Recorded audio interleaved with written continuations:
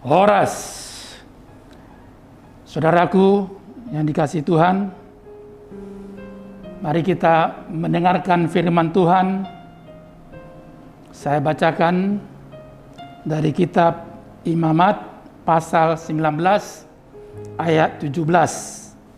Demikian dikatakan, janganlah engkau membenci saudaramu di dalam hatimu, tetapi engkau harus berterus terang menegur orang sesamamu. Dan janganlah engkau mendatangkan dosa kepada dirimu karena dia.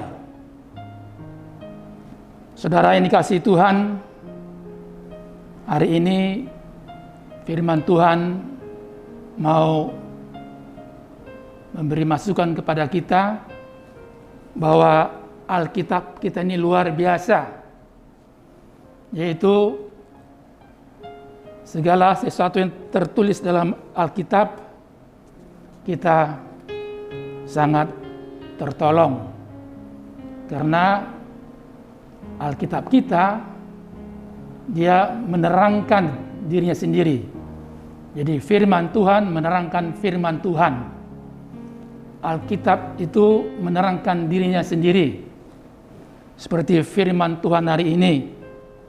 Intinya kepada kita supaya kita jangan membenci sesama kita, saudara kita.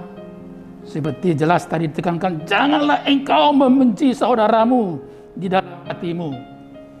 Artinya kepada kita semuanya, kasih itu indah. Dan itulah yang terjadi kepada umatnya, krisis kasih. Contoh, ya, sebelum ayat yang kita bacakan ini, ayat 17, di dalam ayat 16 sudah diterangkan kepada kita, yaitu bahwa ternyata terjadi di sana fitnah. Janganlah engkau pergi kian kemari menyebarkan fitnah di antara orang-orang sebangsamu. Fitnah lebih kejam daripada pembunuhan.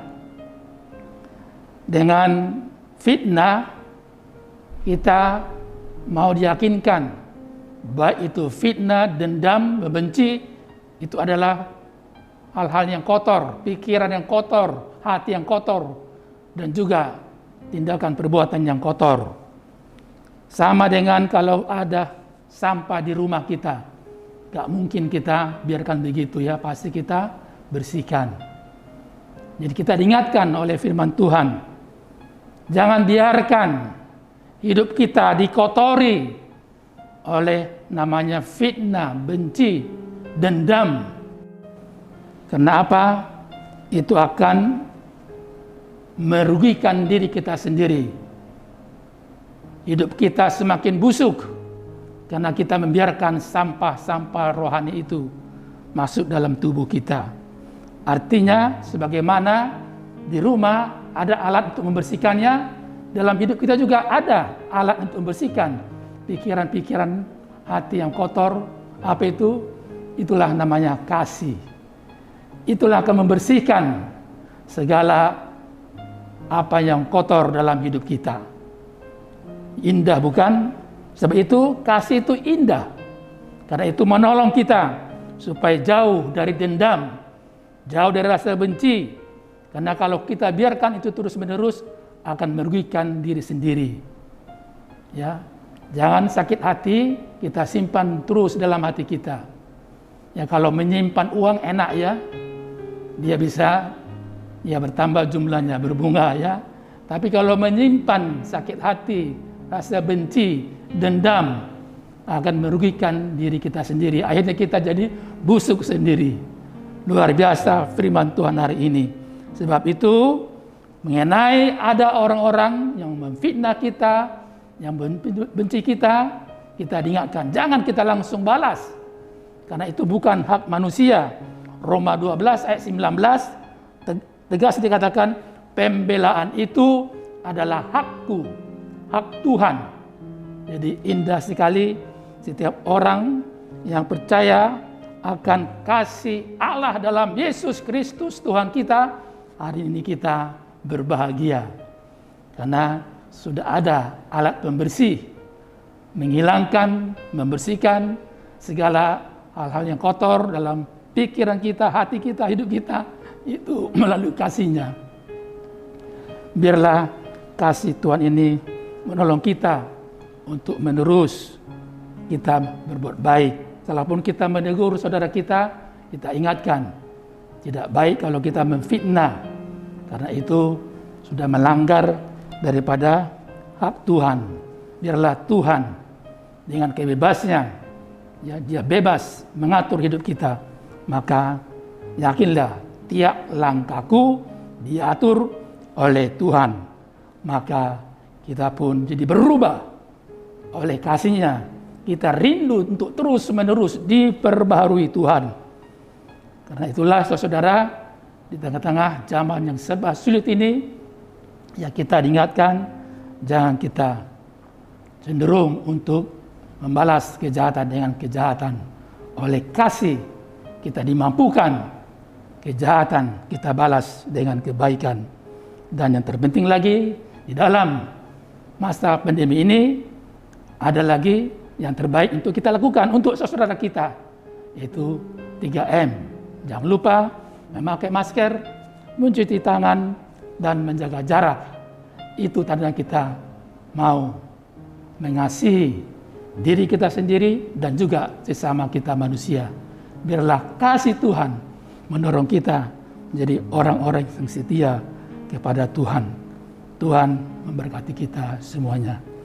Amin. Kita berdoa. Sungguh luar biasa Tuhan, perbuatan kasih Tuhan kepada kami. Engkau tidak membiarkan kami anak-anak-Mu dikotori oleh hal-hal yang tidak baik. Terlebih firman-Mu hari ini, supaya kami menjauhkan diri dari rasa benci, fitnah, dendam. Sesungguhnya itulah yang sering mengotori hidup kami. Dan kalau kami menyimpan hal-hal demikian, secara tidak sadar kami sudah membiarkan diri kami semakin busuk. Tuhan tidak mau kehidupan kami anak-anak-Mu demikian. Terima kasih Tuhan atas kasih-Mu.